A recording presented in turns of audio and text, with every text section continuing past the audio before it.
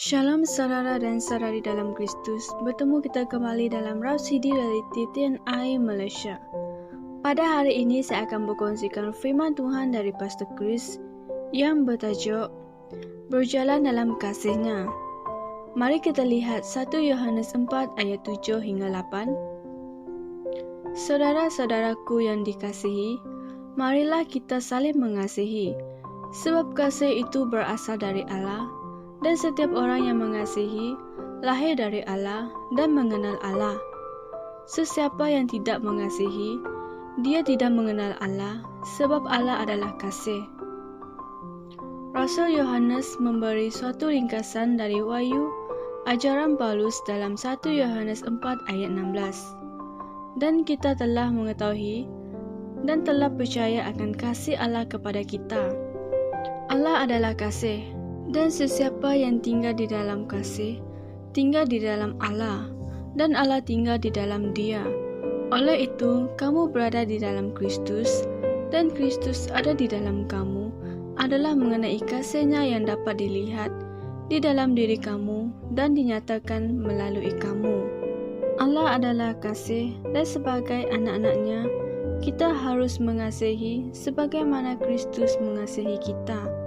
Alkitab mengatakan, sebab itu, jadilah penurut-penurut teladan Allah. Contohilah dia dan ikutilah teladannya, seperti anak-anak yang dikasihinya. Ia mencontohi bapa mereka. Dan berjalanlah dalam kasih, saling menghargai dan bergembira di antara satu sama lain, sebagaimana Kristus juga telah mengasihi kita dan menyerahkan dirinya untuk kita sebagai suatu persembahan dan korban bagi Allah untuk kamu, supaya ia menjadi suatu bau yang harum. Efesus 5 ayat 1 hingga 2. Yesus telah menunjukkan suatu teladan yang baik kepada kita dengan mengasihi semua orang, termasuk para penuduh dan orang yang telah meletakkannya di kayu salib. Kita patut mencontohi guru dengan mengasihi semua orang tanpa bersyarat. Kasih membuat kamu sanggup menyerahkan dirimu kepada orang lain tanpa memikirkan apa yang kamu akan perolehi sebagai balasannya. Ia membuat kamu memikirkan orang lain dan menerima mereka seadanya. Mereka tidak perlu melakukan apa-apa untuk mendapatkan kasih-Mu, karena kasih itu tidak mementingkan diri sendiri dan tidak mencari keuntungannya sendiri. Ia mengatasi halangan bangsa, etnik, dan status sosial. Ia membolehkan kamu melihat keindahan yang ada di dalam orang lain dan menghargai diri mereka yang seadanya. Ciptaan baru di dalam Kristus dilahirkan semula menurut rupa Allah. Kolose 3 ayat 10. Dan disertai dengan kemampuan ilahi untuk menyatakan kasih ilahi. Biarkanlah kasih Allah dalam dirimu hidup. Kasih itu akan mengangkat kamu ke tahap kehidupan yang baru dan kamu pasti akan merasa gembira. Kehidupan Kristian adalah kehidupan kasih yang diberikan oleh Allah secara percuma. Nyatakanlah kasih yang sama itu kepada orang lain. Saudara dan saudari, mari bersama saya berdoa. Ya Bapa, aku mengucapkan terima kasih atas wahyu mengenai kasih-Mu kepada rohku dan atas kemampuan untuk menyatakan kasih-Mu kepada orang lain. Kasih adalah kuasa yang terbesar di alam semesta, dan kasih itu terpancar melalui aku hari ini kepada semua orang di duniaku. Terima kasih atas kemuliaan-Mu dalam hidupku. Dalam nama Yesus, amin. Saudara dan saudari, di sini ada renungan tambahan. 1 Yohanes 4 ayat 17 hingga 18 dan Yohanes 13 ayat 35. Sekian saja perkongsian saya pada hari ini. Tuhan memberkati.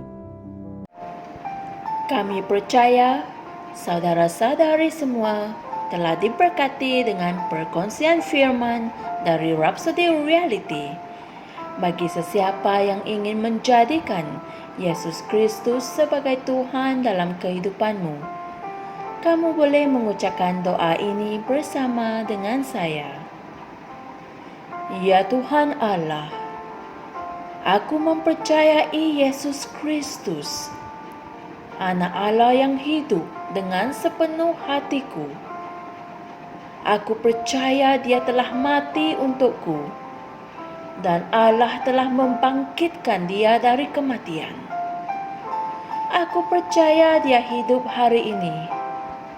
Aku mengaku dengan mulutku bahwa Yesus Kristus adalah Tuhan dalam hidupku mulai dari hari ini.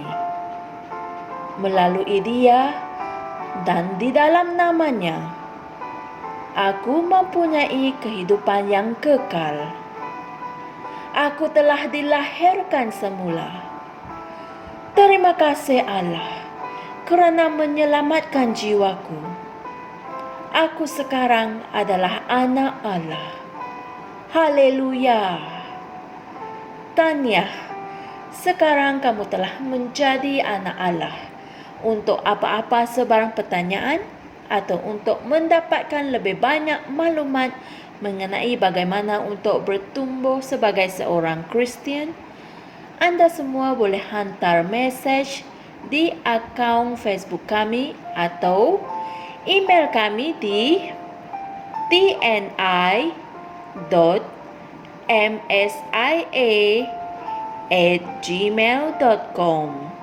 Sekali lagi, tni.msia@gmail.com.